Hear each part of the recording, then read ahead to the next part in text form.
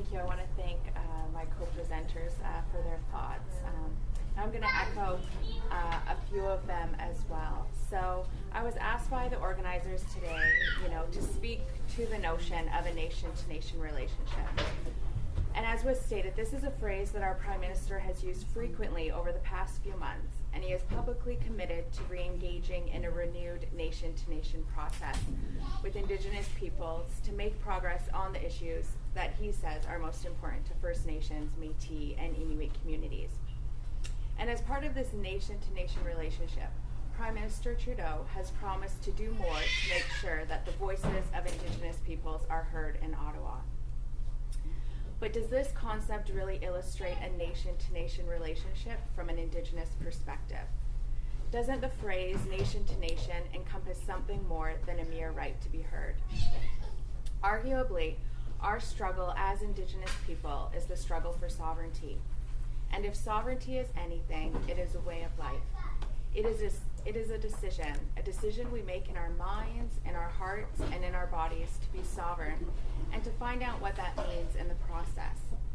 That is what it means to be recognized as a nation to us, as Indigenous people, and to me as a Halkaniya Mustima.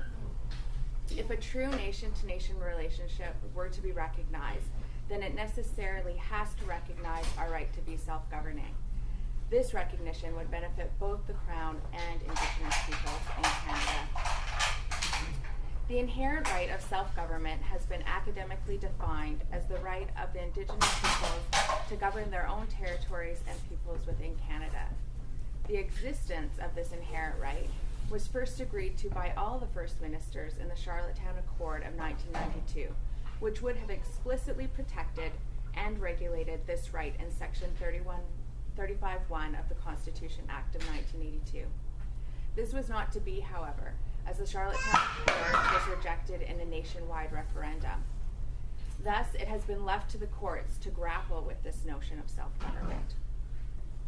Since the inclusion of Section 35 in the Canadian Constitution, the Supreme Court of Canada has issued around 45 to 50 judgments regarding these rights. But in all of those decisions, they have sidestepped around the issue of governance and whether Aboriginal peoples have the right to be self-governing. And as a result, there are many definitions and disagreements about what constitutes self-determination in Aboriginal law in Canada.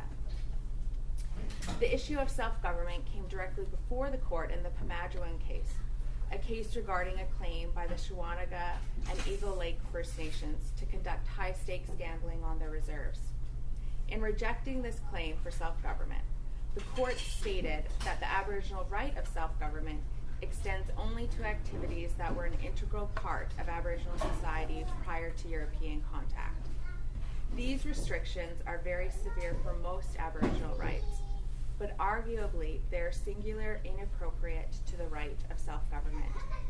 This decision, and others like it, do not give enough attention to Indigenous people's own laws in their regulatory relationship. Fortunately, the Supreme Court has not always been as inattentive towards Indigenous laws as they were in Pamajwin.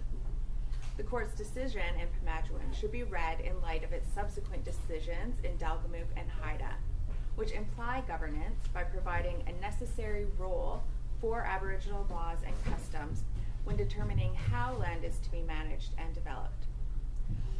Nevertheless, the government and the court need to go further and actually declare that Indigenous peoples have the right to self-government in Canada. The recognition of the right of Indigenous peoples to be self-determining is consistent with Canada's current obligations under international human rights law. In 2007, the United Nations adopted the UN Declaration on the Rights of Indigenous Peoples.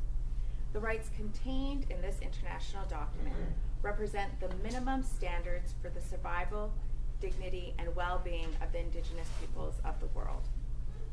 Significantly, in Article 3, the UNDRIP recognizes Indigenous peoples' right to self-determination, which includes the right to freely determine their political status and freely pursue their economic, social, and cultural development.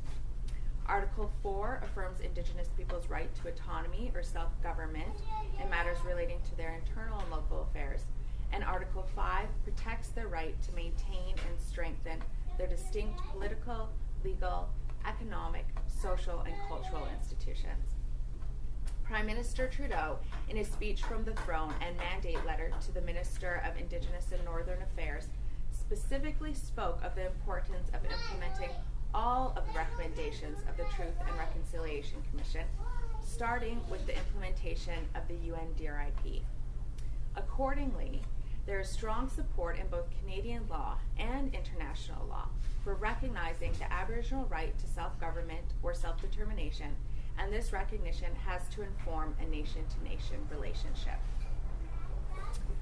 Part of the recognition of self-government is the recognition of the legal traditions of the Indigenous peoples in Canada.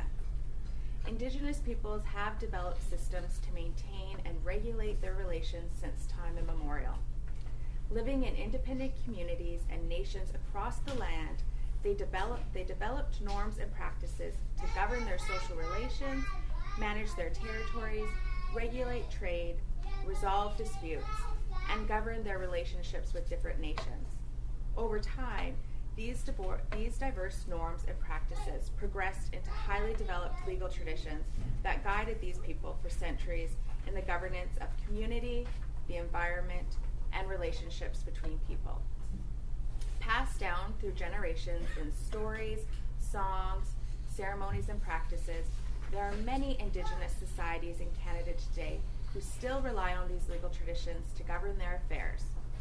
However, currently these traditions have an indeterminate status before certain Canadian institutions. Our country's history of denial has resulted in a failure to recognize that Indigenous peoples have systems of law that governed and still govern our lives today. Instead, paternalistic legislation, like the Indian Act, are the types of laws that are recognized. Recognition of our own legal traditions is necessary to define a nation-to-nation relationship and diplomacy. As previously stated, Indigenous peoples have our own laws around diplomacy and dispute resolution. These protocols and laws have an established history within our communities and have been relied upon to define our relationships with our kin and non-kin throughout our traditional territories. Accordingly, if a true nation-to-nation relationship is to be recognized in Canada, it must be based, in part, on the laws of the Indigenous peoples themselves. We, as self-determining people, must have the right to help shape and define our relationship with the Canadian state according to our own legal traditions. This is both fundamental to our recognition as a nation. Anything less would undermine both our legal traditions and our right to be self-determining. In essence, our way of life.